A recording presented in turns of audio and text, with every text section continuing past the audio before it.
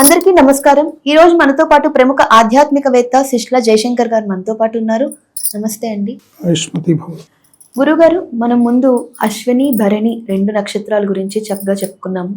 3వ నక్షత్రం వచ్చేసరికి కృత్తికా నక్షత్రం. దాని సంపత్తారు ఎలా ఉంటుంది, వాళ్ళు ఏమేమి విధి విధానాలు పాటించాలి, ఎవరిని కొలిస్తే వాళ్ళకి అంత బాగుంటుంది అంటారు? తప్పకుండా. కృత్తికా నక్షత్ర జాతకులు రవి మహర్దశ శేషంలో పడతారు.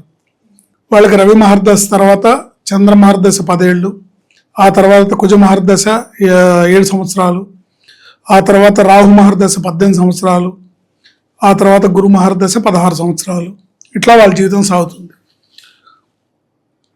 ఈ కృత్తికా నక్షత్ర జాతకులు జీవితంలో అభివృద్ధి సాధించాలంటే వాళ్ళ జాతకంలో గ్రహస్థితి ఎలా ఉండండి. ఇప్పుడు మనం చెప్పేది ఏంటంటే, ఈ నక్షత్రం వాళ్ళు వాళ్ళ జాతకం ఎట్లన్నా ఉండనివ్వండి, వాళ్ళ గ్రహస్థితి వాళ్ళ గ్రహ కుండలి ఎట్లన్నా ఉండనివ్వండి, కానీ వాళ్ళు జీవితాంతం క్రమం తప్పకుండా మనం చెప్పే ఈ పరిహారం కనుక చేసుకుంటే, మనం చెప్పినట్టు ఈ దేవతారాధన చేసుకుంటే వాళ్ళు జీవితంలో ఎటువంటి ఒడిదుడుకులు లేకుండా మంచి అభివృద్ధి పదాన ఆయురారోగ్య ఐశ్వర్యాలతో వర్ధిల్తారని మనం ఖచ్చితంగా చెప్పచ్చు. ఈ కృత్తికా నక్షత్ర జాతకులు జీవితంలో పూజించాల్సింది గౌరీ శంకరులను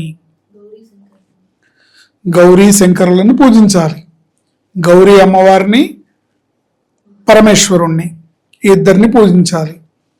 ముఖ్యంగా ప్రతి సోమవారం, శుక్రవారం అమ్మవారికి, అయ్యవారికి అష్టోత్తర శతనామ స్తోత్రాలు కానీ, సహస్రనామ స్తోత్రాలతో కానీ, లేదా ఓం శ్రీ గౌరీదేవి అయిన మహా అనే అమ్మవారిని, ఓం నమ శివాయ అని పరమేశ్వరుణ్ణి, ఇలా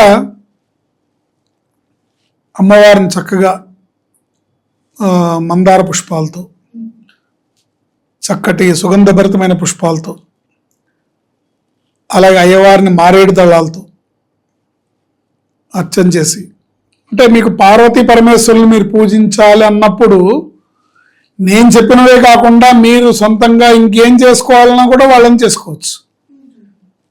చక్కగా అభిషేకాలు చేసుకోవచ్చు, ప్రతి పౌర్ణమికి రుద్రహోమం చేసుకోవచ్చు.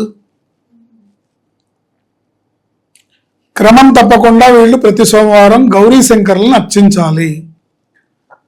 అమ్మవారికి, అయ్యవారికి పాయసాన్నాన్ని క్షీరంతో అంటే పాలతో చేసిన పాయసాన్నాన్ని నివేదించాలి. సేమియా పాయసం కాదు, అన్న పరవాన్నం, అన్న పాయసం.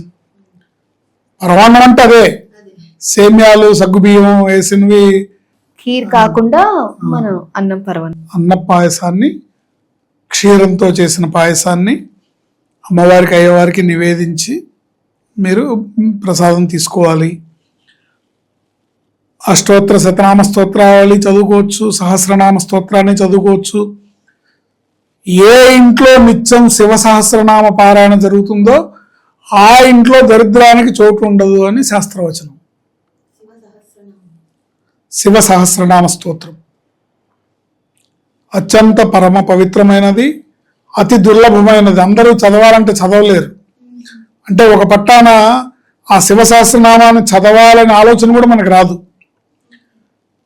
ఎందుకంటే ఆ శివగణాలు అంత ఈజీగా ఎవరిని పడితే వాళ్ళని ఆ శివ సహస్రనామ స్తోత్ర పారాయణ చేయడానికి ప్రేరేపణ రాదు.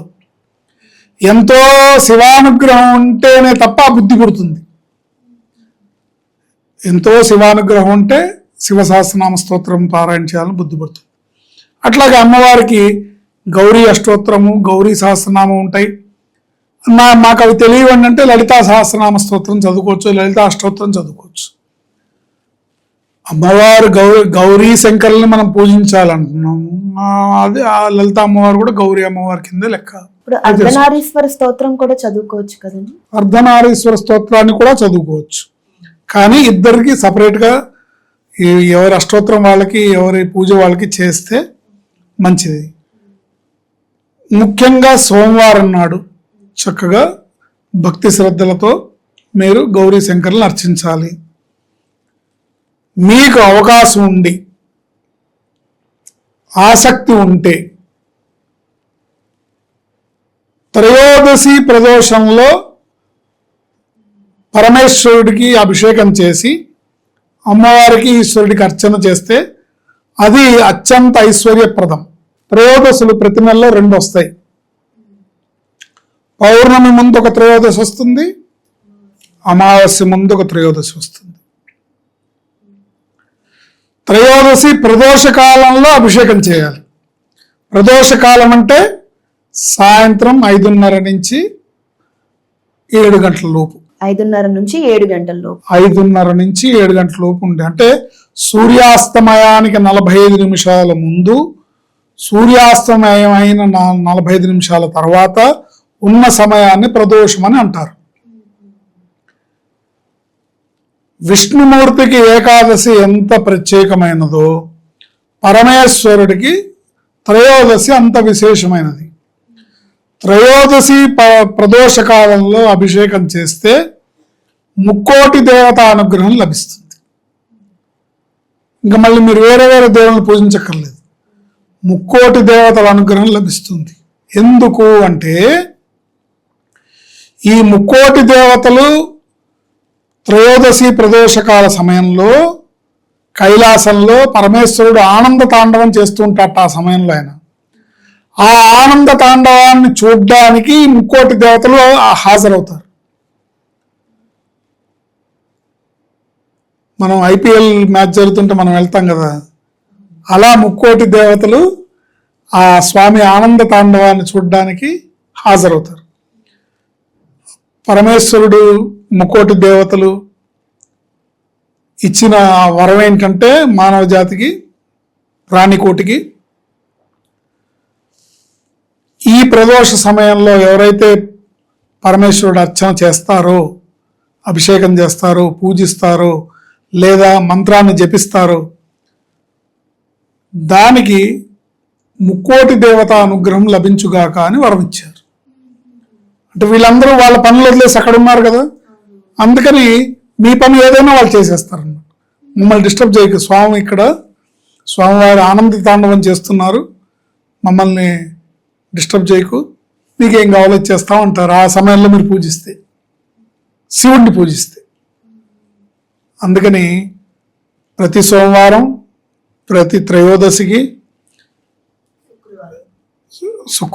సోమవారం శుక్రవారం త్రయోదశి, పౌర్ణమి రోజు రుద్రహోమం.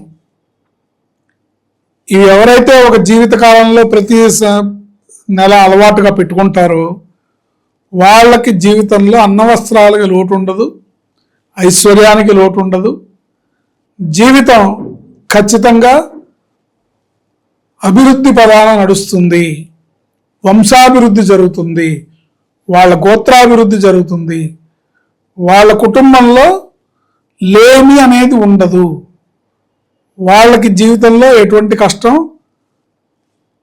రాదు. ఏ కష్టం వచ్చినా పరమేశ్వర అనుగ్రహంతో అన్నిటినీ దాటుకొని వాళ్ళు సంపన్నులై ఆయురారోగ్య ఐశ్వర్యాలతో వర్ధిల్లుతారు అని మనం ఖచ్చితంగా చెప్పచ్చు.